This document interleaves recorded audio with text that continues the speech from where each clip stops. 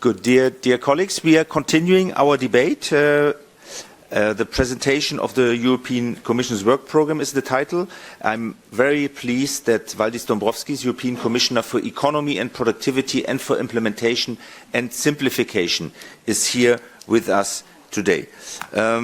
We know that you are entrusted by President von der Leyen with the economy and productivity portfolio encompassing critical topics for our committee, such as competitiveness, regulatory environment and the European semester. So we will have the chance today to hear from you a bit more about this, including, of course, also your portfolio, especially on simplification. You will speak. Well, we submitted also our contribution for the 2025 work program addressing Europe's pressing geopolitical and socio-economic challenges. And our recommendations insisted on fostering long-term competitiveness, social cohesion and environmental resilience to maintain the EU's global leadership and ensure a prosperous future for all. So we are pleased that this collaboration, led by the European Commission, to request 7 exploratory opinions from our committee on key topics, including the Citizens' Energy Package, the EU Anti-Poverty Strategy and the EU Oceans Pact. We will make sure to swiftly deliver on these opinions, and I think it's also proof that the cooperation with the Commission based on our cooperation agreement works very well. So without further delay, I will give the floor to Commissioner Dombrovskis, please. Thank you, Chair. Dear colleagues, first of all, thank you for this invitation to European Economic and Social Committee plenary. It's a pleasure to be here. In the European Commission's new mandate, I have been given responsibility for driving the coordinating the work on our simplification agenda. So I will therefore focus my remarks today on a strong simplification dimension in our work program, our communication on implementation and simplification, and our first omnibus proposals. But first of all, let me set the broader picture. The world is changing in front of our eyes, and Europe must change with it. The freedoms that we enjoy and the values that we cherish can no longer be taken for granted in a complex and more conflictual world. For the EU, this also depends on maintaining and further developing our economic base by adapting, innovating and competing effectively in the world.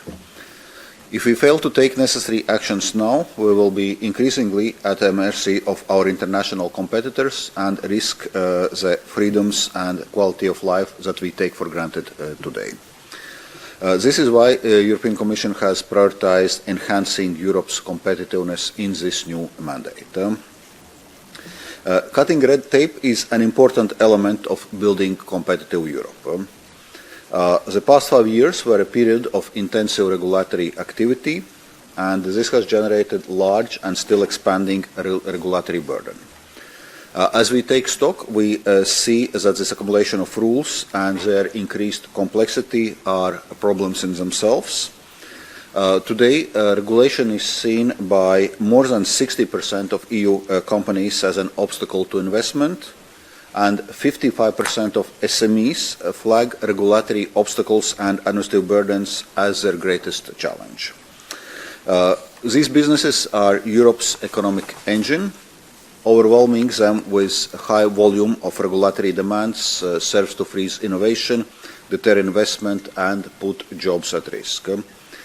This in turn makes our citizens less prosperous and undermines our ability to achieve our economic, social and environmental goals.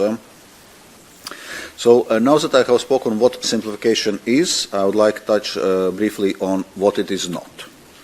The ESC resolution adopted in December 2024 as input to the Commission's work programme calls for policies that are socially inclusive and environmentally sustainable and lead to an economically prosperous EU.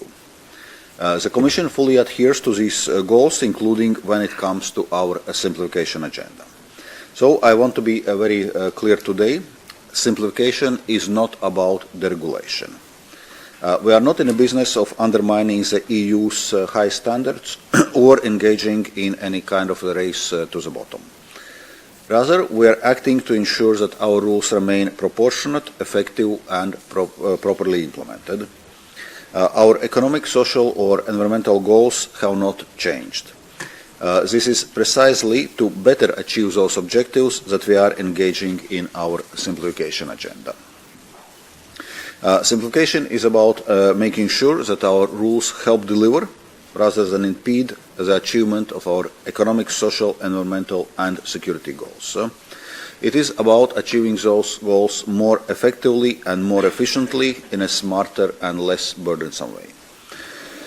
While the challenge is great, the level of ambition is equal to it. We have set ambitious targets to reduce all administrative costs by 25%, that's for all companies, and by 35% for SMEs. And this translates into cutting roughly 37.5 billion euros in annual administrative costs by the end of the Commission's mandate. So, moving to the practical, how exactly we plan to implement our simplification agenda.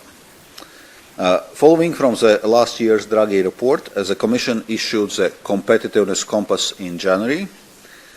This acts as our strategy roadmap to restore Europe's dynamism and spur economic growth, including through simplifying rules and reducing regulatory burdens to attract investment. The Commission's 2025 work programme sets out our flagship initiatives the Commission intends to adopt this year to deliver on its priorities. And here I would like to thank the ESC for its contribution to the work programme as tabled in the resolution adopted in December 2024. So the Commission's work programme contains 18 legislative initiatives, 11 of which are geared towards simplification. This demonstrates how high simplification is on our list of priorities. So the main simplification proposals for this year are the following. A first omnibus proposal on sustainability reporting, which we already presented last month and to which I will return in a moment. Investment simplification, facilitating deployment and reporting of InvestEU and European Fund of Strategic Investments. Looking forward, a package including a new definition of small mid-caps so that they can benefit from more targeted proportionate requirements. A digital package to ensure a simplified and more agile means to facilitate once-only reporting to avoid duplications. A proposal to reduce complexity and administrative burden for farmers and national administrations in a context of common agricultural policy. An omnibus proposal to further simplify rules in a defence sector. By the way, this one is not reflected in the work programme, but already in a sense well in the pipeline. And earlier this year, the Commission adopted our overall strategy on implementation and simplification for the next 5 years, entitled A Simpler and Faster Europe. It is constructed around 4 building blocks: ensuring EU policies deliver results, making Europe simpler and faster, improving the way we make new rules, and strengthening our work with co-legislators and stakeholders. Taken together, these 4 blocks signal a change in regulatory culture of the European Commission, focusing on making sure that EU rules are as simple and cost-effective as possible and that they deliver on the ground. Notably, it provides for each Commissioner stress testing the EU acquis under their remit with the aim to reviewing the whole acquis by the end of the current mandate. Actually, our work programme has an annex also outlining important work on this stress testing, the evaluations which we are going to do. Stress testing should result in simplification measures and an annual programme of evaluations and fitness checks to identify further opportunities for simplification.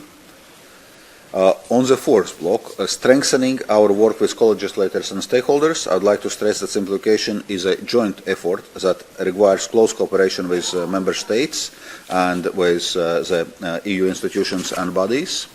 And in this respect, we hope to count on the expertise and support of the ESC so that we can deliver changes that make a real difference.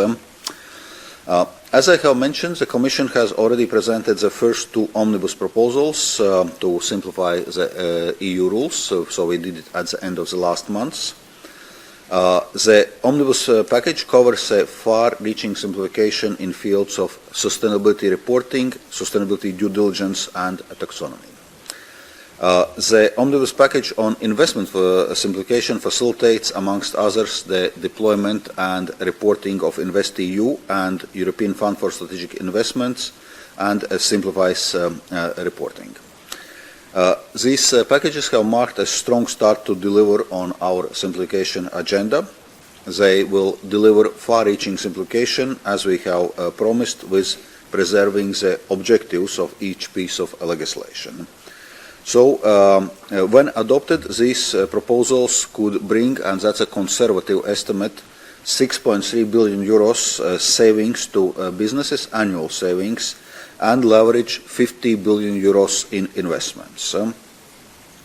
Our proposals also show that simpler rules can go hand in hand with better meeting our regulatory objectives. Take, for instance, the changes we have proposed on corporate due diligence.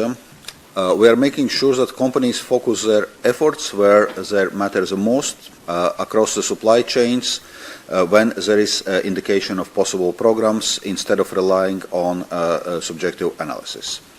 We're convinced that changes such as this one will not only increase legal certainty and reduce costs for companies, but also make due diligence rules more effective. Both sorts of proposals are now with co-legislators, so the Commission hopes for a speedy adoption with possible further improvements. And this is just a start. Our simplification efforts will continue throughout the entire mandate. To conclude, the ESC expertise and contributions will play an important role in helping to optimize the quality of our simplification proposals. And with this in mind, I stop here and look forward for our exchange. Thank you.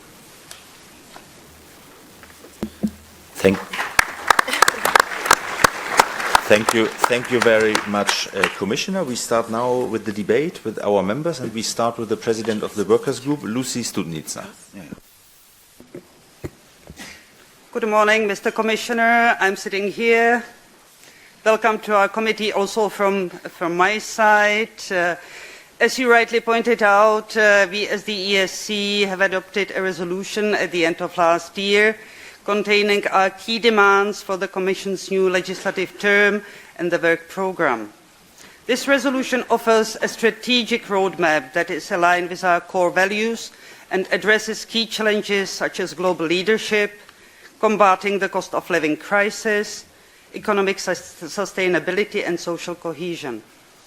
While we are fully aware of the rapidly changing and serious geopolitical situation, we expect the European Commission to provide a comprehensive and ambitious response to the social discontent, but we found that it forgot about the responsibility when addressing competitiveness. We have analysed the Commission 2025 work programme, and out of a total of 51 initiatives, only 3 directly target social issues. Where is the social compass to lift 95 million Europeans out of poverty, to end the job insecurity affecting 25% of young people, and to tackle 30% increase in house prices over the last 5 years? European competitiveness will only be a reality if it translates into decent life for all citizens. We urgently need concrete proposals with an increased EU budget to improve people's lives. These must be rooted in social progress, quality jobs, gender equality, universal health care, digital safety, resilient democracies, security, peace, and transition to a modern and sustainable future. Lacking in funding, lacking in courage to bring social policy in the work programme, lacking in sensitivity towards human suffering, we sit like a hare in the middle of the road, watching the headlights approaching us fast. People in precarious jobs, barely making ends meet, the youth who will never be able to afford a house to live in, families not able to afford heating, exhausted health systems unable to attend patients in time. These citizens become increasingly wary of a system that gives them plenty of nice-sounding words, but no opportunities. We, as Workers' Group, have been working on some own initiative opinions to help Commission to bring some legislative proposals on the social policy field. Just to name few, we are working on our new vision of the action plan for the pillar of social rights, AI revolution and impacts to working conditions, proposing new rules to protect people. We call for just transition policy package and many others. Please take this message seriously. Thank you very much, Lucy. Next speaker is Rudolf Kolbe. I'm sitting here. Dear Commissioner, the Commission work programme is indeed ambitious, and it certainly will be a challenge to implement it in the very turbulent and politically charged times we are living in. I do agree with the work programme that we need to be a union that uses its size, power and values and boost competitiveness, enhance security and bolster economic resilience in the EU.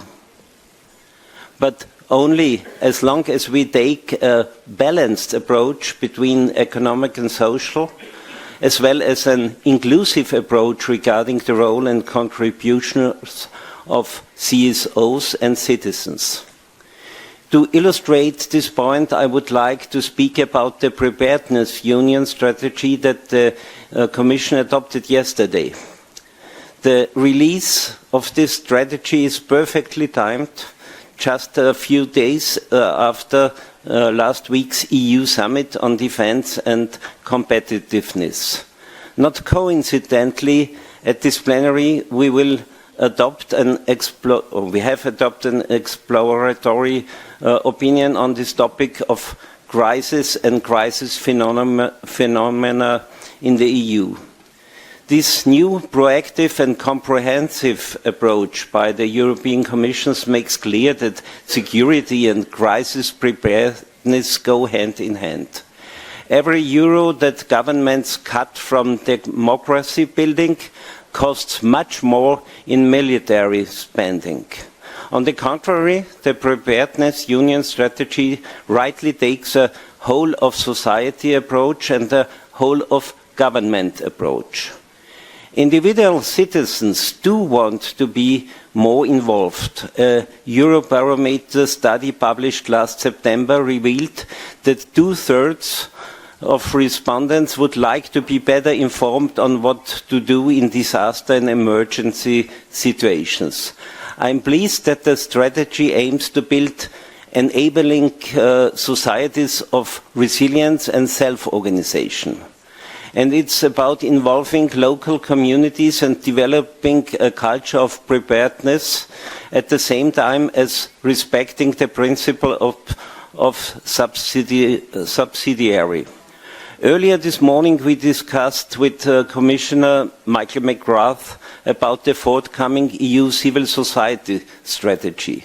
Arguably, both of the EU preparedness strategy and the forthcoming EU civil society strategy must work in close coordination and complementarity. The EEC, with its vast outreach to national and local CSOs, is at your full disposal to make both of these ambitions a reality. Thank you. Thank you very much, Rudi. The next speaker is the President of the Employers Group, Stefano Malia. Yes, it's just about afternoon, so good afternoon, Commissioner. Thank you for coming and for the clear and concise messages that you have delivered. In a speech which you, I believe, gave 2 or 3 days ago, you specifically asked the question, is Europe serious about taking the action needed to engage with our competitors on equal footing?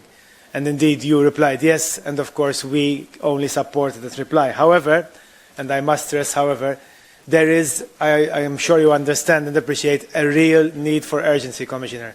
Speak to any business out there, any SME, any large enterprise, whatever you want, and they will tell you that as yet nobody is feeling any kind of positive impact in terms of reducing the administrative burden. On the contrary, it seems to be increasing day after day. A figure that you mentioned, and I must ask whether it makes sense that we still have 60% of our companies which see excessive legislation as a burden and an obstacle to investment. This just doesn't make sense. Unfortunately, you have been dealt the task, and we have to help you in trying to force to dig ourselves out of the hole that we ourselves built here in Brussels of excessive legislation. And since we dug this hole, I guess it's our duty to make sure we do it. Just 2 days ago, we had a debate with, we had as guests, we have Airbus, and we had ASD Europe, representing over 4,000 companies in the defense industry, and they all mentioned that, again, excessive legislation, different legislation across the EU member states continues to be a burden for the defense industry to be able to achieve scale and to be able to achieve efficiency. You know as well as I do, Commissioner, if we have a strong defense industry, we will have a strong economy and we will also have strong security.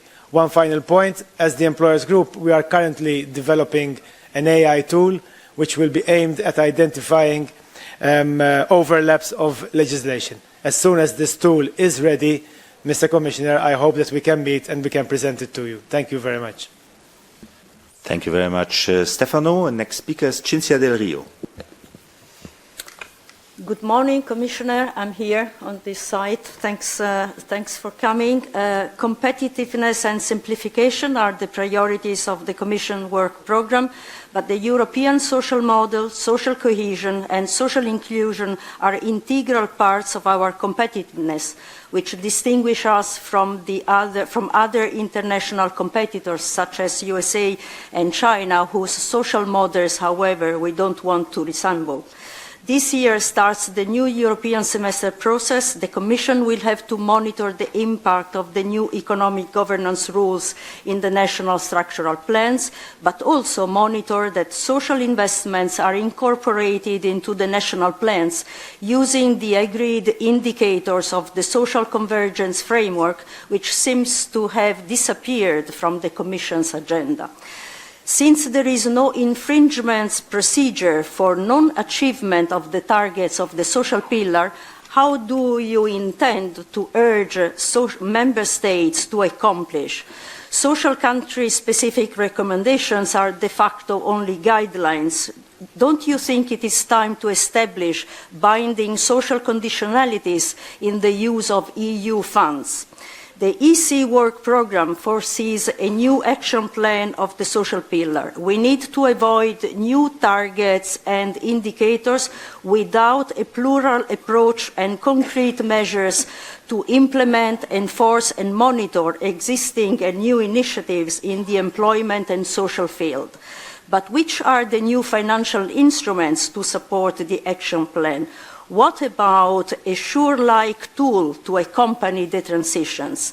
We need to align economic investments, vital for our economy, with social and environmental goals that require major investments to ensure a just transition. Thanks. Thank you very much, Cinzia. Next speaker is Christoph Ballon.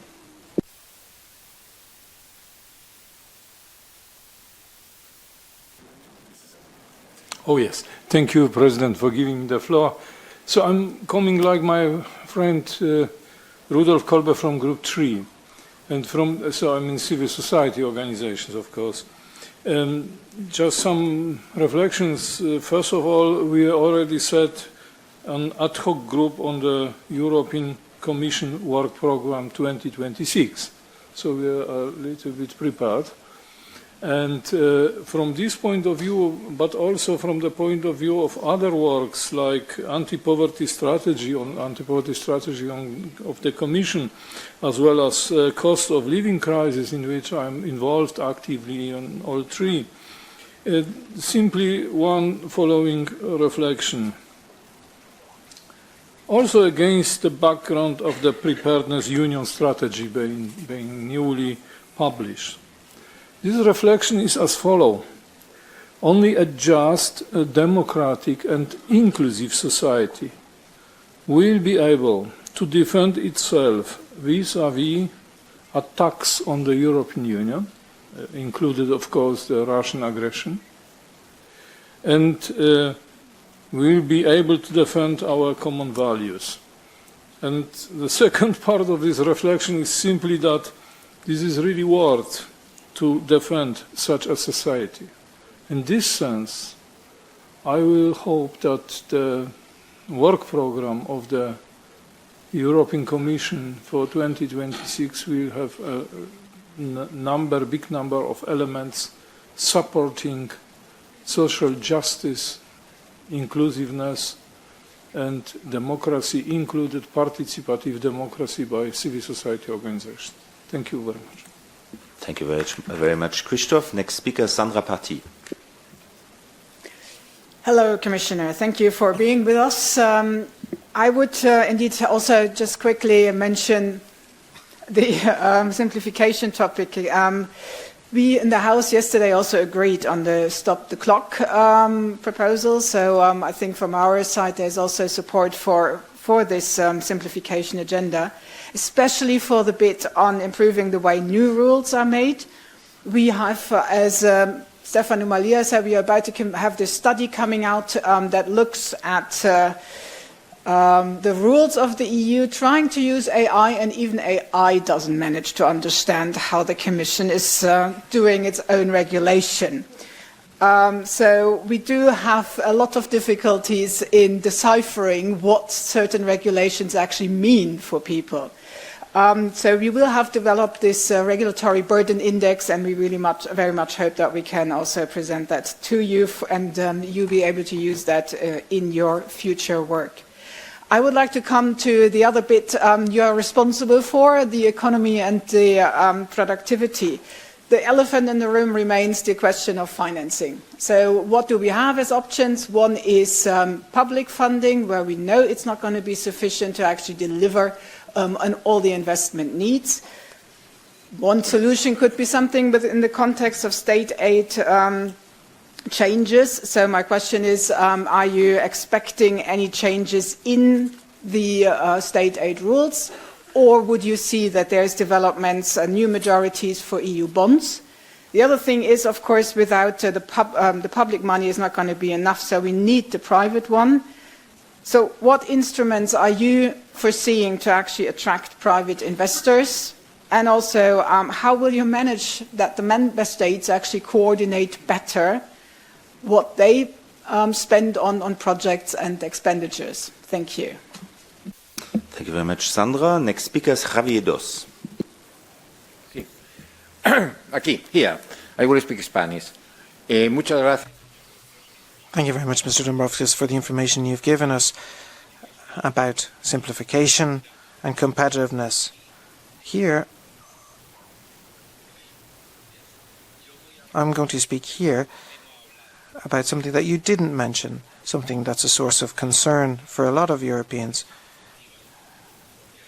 Defence and the Commission initiatives in that area, and the white paper on defence.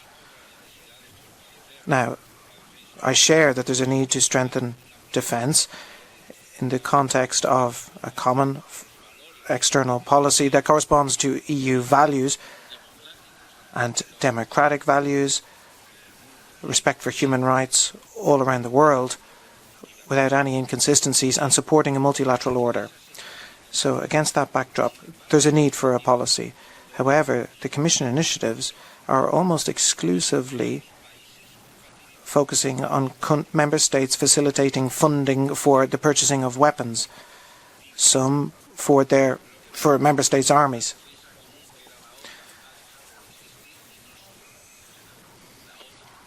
Now, when you look at NATO, well, we could say that that it doesn't exist as an operative military force, given that there's actions of extreme hostility coming from the US president, statements, and the military threat.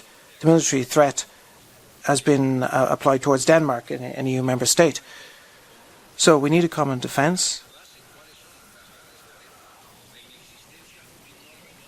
And some of the main issues around that are around having a European control. There's no EU pillar within NATO because there wasn't a demand for that in the past. So there are deficiencies in the areas of logistics, transport, air and space systems. All of those matters, as well as problems when it comes to internal incompatibility, are not addressed. So, at a certain point, is the Commission going to push in the Council a debate around a common European defence policy? That's my question. Javier, next speaker is Corina Murafa-Benga. Thank you, Mr. President. Dear Commissioner, thank you for being with us today. My question is very straightforward. How will you really make sure that the omnibus legislation is truly an act of simplification and, you said in your opening statement, not an act of deregulation? I would say to make sure it is not an act of utter dilution to the point of insignificance of a solid framework for corporate transparency. Social and civil dialogue are not obstacles. They are assets to smarter policy making, and true simplification should empower, not silence. The ESC has been given an incredibly short amount of time to answer to the omnibus legislation. We will do our best, but how else is the Commission making sure that there is a truly open and inclusive dialogue on the omnibus? The two directives, CSRD and CSDDD, are not profit curtailing measures, but smart measures to make sure there is long-term profitability for European businesses and an answer to climate risks and other sorts of risks. Yes to streamlining, Commissioner, but not to backsliding. Thank you. Thank you very much. Next speaker is Gonzalo Lobo.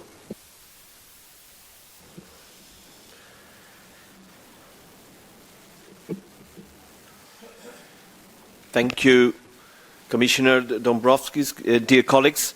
From the business side, we welcome the Commission's commitment to simplification, both in investment and in sustainability and ESG reporting. As business representative, but also as Vice President for the European Semester Group of this committee, these are essential steps, especially for SMEs, which are facing increasing challenges in a very short time.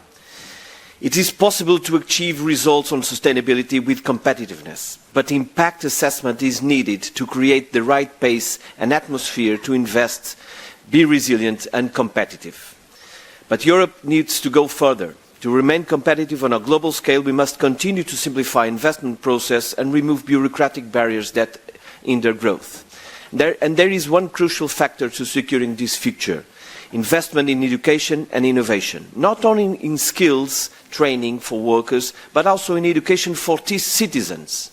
The European Economic and Social Committee stands ready to contribute to these challenges, facilitating communication between institutions and civil society. Together, we can build a Europe that is simpler, more competitive, realistic, and better prepared for the future. Thank you. Thank you very much, Gonzalo. Next speaker, Juraj Sipko. Actually, it's good afternoon for everybody. Mr. President, thank you for giving me a floor. I will be very brief. We are currently here to discuss critical issue in order to put forward competitiveness. Slow economic growth is a result of low competitiveness. Low competitiveness is a result of low productivity. But at the same time, we have very low level of investment as well as innovation gap. Behind innovation gap is always intangible assets, and I mean here high level of education. If we compare the level of education with the most competitors, mainly with the US, we are far behind in terms of science, technology, software engineering, and mathematics. My question for Commissioner is, what do you think in the next couple of legislation acts which are considered to be adopted, how we will create attractive environment for those mostly from Central Eastern Europe. They move to the United States. The second, what do you think in order to increase the level of education in comparison with are the main competitors as the US and China is? Thank you. Thank you very much, Juraj. And next speaker is Jana Hartmann-Radova. Thank you. Dear Commissioner, in today's uncertainty, the EU's strengths, security and future relevance depend on a competitive economy. Yet, companies are still being choked by, among others, overregulation or high energy costs. We acknowledge that some of the recent proposals move in the right direction, but they lack the urgency our companies need. They fall short of reducing the cumulative regulatory burden to a manageable level, nor will they lower energy costs quickly enough. The pressure is real and businesses cannot wait till the end of the year or longer for critical steps such as those expected in the Decarbonisation Accelerator Act. They need bold action and they need it now. That's why we urge the institutions to speed up both the proposal and delivery of concrete measures that address the key obstacles to competitiveness, including high energy prices. In short, we need more and we need it faster. Now is the time to really work together and turn good intentions into tangible results and real change. Thank you very much. Thank you very much, Jana. And the last speaker is Andreas Pangl. Thanks for coming, Mr. Commissioner. I will make a final remark on the Saving and Investment Union. The proposal for a Saving and Investment Union is to be welcomed because it is a long time to strengthen the EU capital market in relation to the US capital market. However, for success, some points must be noted.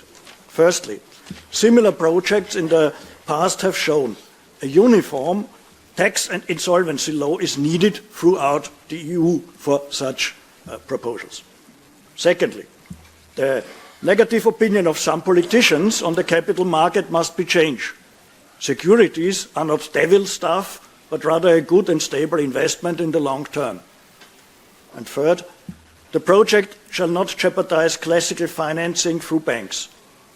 The deposits are not currently unused on the saving accounts, but with this capital, banks lend loans to companies and to the retail sector.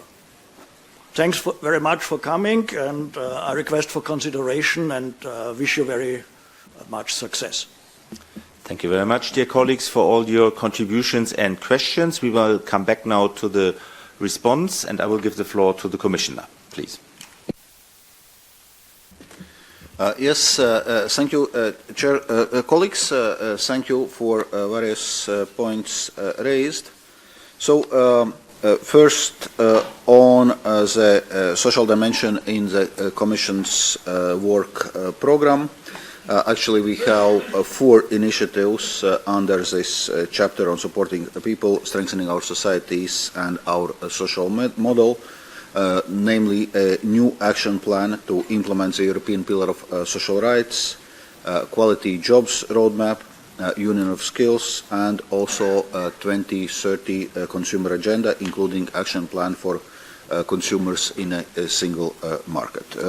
I think it's very clear that in the EU we have our unique social market economy model, and obviously we need to preserve this unique model, and the Commission is fully committed to this, and that's why I was emphasizing also in my introductory remarks also our competitiveness agenda, our simplification agenda is about how we better achieve our environmental, social and economic goals. Then on the Preparedness Union strategy, indeed, the Commission put out this just yesterday, and we are following this, as you said, whole of society or whole of government approach in this preparedness strategy. Obviously, preparedness is covering a broad range of topics which we need to address in a current geopolitical context and also in a current risks and threats we are facing, namely from the aggressor state Russia. Obviously, it also means that we need to invest more in our defense capabilities, in our defense industry, and some further questions were also coming in that direction. So there, to enable this more investment, while at the same time alleviating some of the dilemmas which we are facing concerning other policy priorities which we also need to finance, our green and digital transitions, competitiveness agenda, and so on. What we are proposing is additional flexibility in EU fiscal rules, allowing member states to spend on defense up to 1.5% of GDP more for the period of 4 years starting this year. And we are also proposing a new EU-level loans program, so-called SAFE program of 150 billion euros. So all in all, we expect that these proposals will enable additional spending of up to 800 billion euros over the next 4 years. On the need for Europe to be serious about being able to engage as equals with our international competitors, that's obviously an issue which we need to address. We are facing short-term challenges in our economy. Our economic growth rate already for a number of years is slower than other major economies. We are facing structural issues in our economy, population aging, relatively high energy prices, administrative burden. So we need to address all of this. So you mentioned that businesses have not felt positive impact yet in terms of alleviating excessive legislation. It must be said that the first Commission omnibus proposals were put out at the end of the last months, but they still need to go through the legislative process and be implemented before the real impact is being felt. So that's now the first step which we have made, but the legislative process is still ahead of us.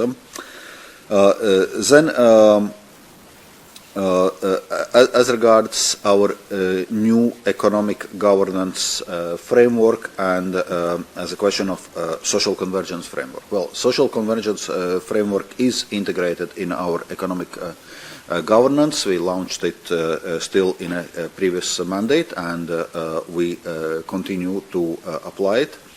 It's also well reflected in our European semester, in our country-specific recommendations. Around 30% of country-specific recommendations which we are issuing are in the social and employment areas. And already now, through the instruments like Recovery and Resilience Facility, we are linking reforms, including reforms in a social area, to address the country-specific recommendations with the availability of the EU funding, and we are exploring this approach also in the context of the next multi-annual financial framework, where we intend to put forward a proposal towards the middle of the year. So there is already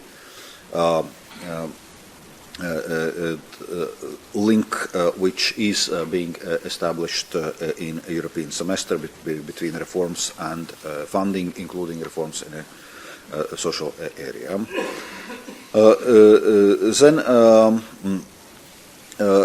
On the Commission's work program and the Commission's work in general, on the importance to engage with the civil society to ensure that what we are doing is done in a socially responsible way. If you look also at our approach, how we are working on a new legislation, we are also very much emphasizing this approach of engagement with stakeholders, be it businesses, social partners, civil society, other stakeholders. And actually also in our implementation and simplification agenda, we expect every member of the Commission to do the implementation and simplification dialogues, to engage with the stakeholders and indeed to gather their framework, what is working, what is not, what can be improved, and this in terms then informing further Commission's legislative work. And on this I touched already upon also the question on improving how the new rules are made. One thing is this question of engagement. Another is also applying what we have newly designed competitiveness check and SME test when designing the new legislation. So I think it's very important that these new tools are applied consistently, and results of those checks and tests are actually taken into account when preparing the new legislation. Thank you for your support for the Stop the Clock proposals. We know that there is also agreement on the Council side. We are expecting the vote in the European Parliament on 1st of April on those Stop the Clock proposals, because those are important to give businesses and all stakeholders clarity while the legislative process is ongoing.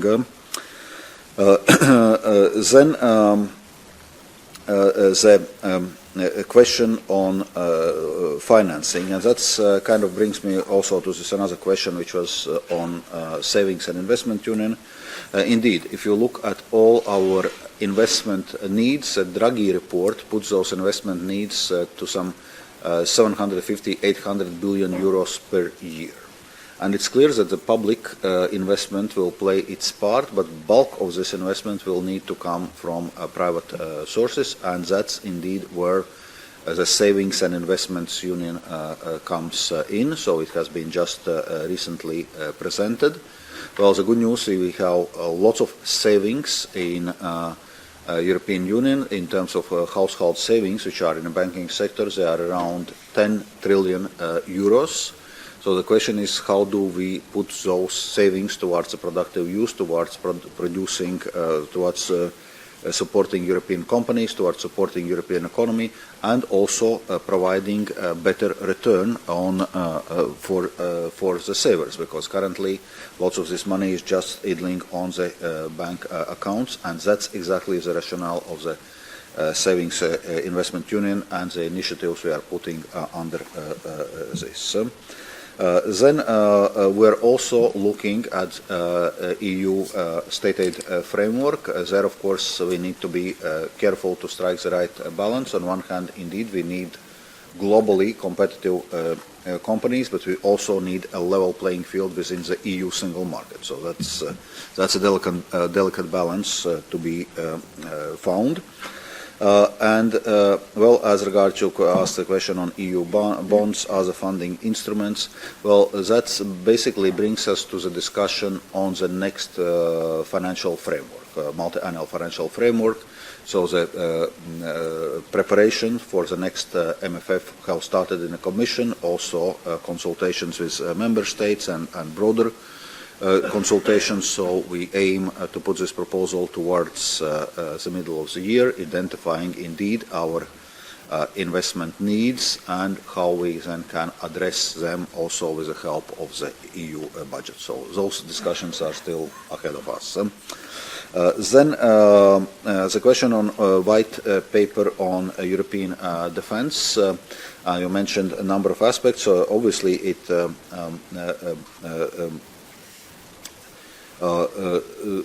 this white paper touches on all of those aspects, on interoperability, on our different weapons systems, on military logistics, on the need to close capacity gaps in our defense capabilities. And this brings me back to this topic which I mentioned on Commission's proposal to provide more flexibility for member states to actually do this defense spending and defense investment.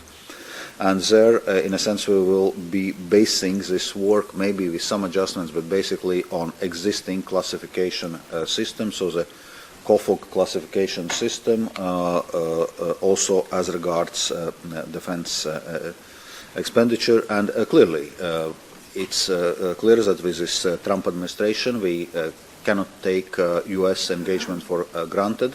So it's clearly that we will have to take those defense and securities much more into our own hands, and that's where our white paper of defense, Rearm Europe Initiative, Preparedness 2030, all will help to reach us this goal.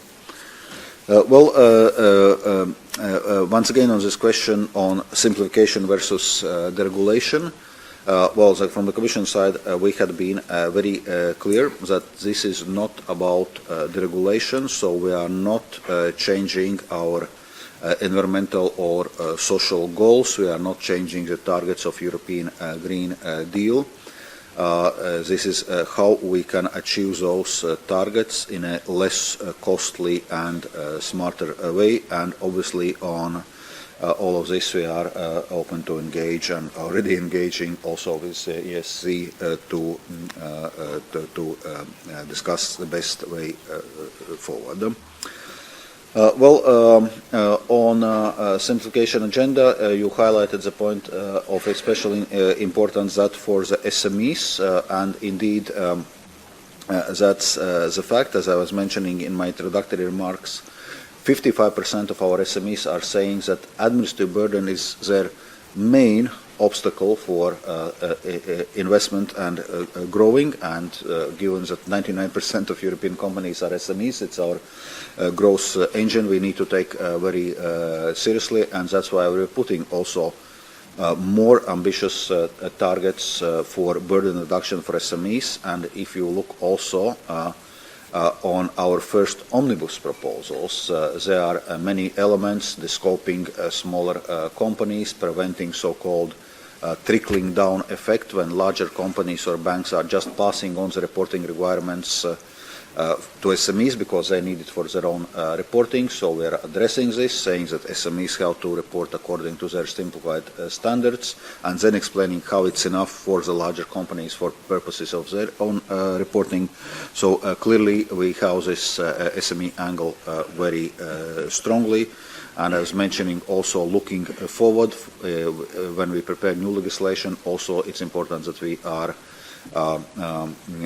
consistently applying a SME test, which we are now having foreseen. On a question on low productivity growth and its effects on competitiveness, that's true. Unfortunately, already for decades, productivity growth in the EU is slower than in other major economies. So we are falling behind, and we need to address it. And that's where our competitiveness compass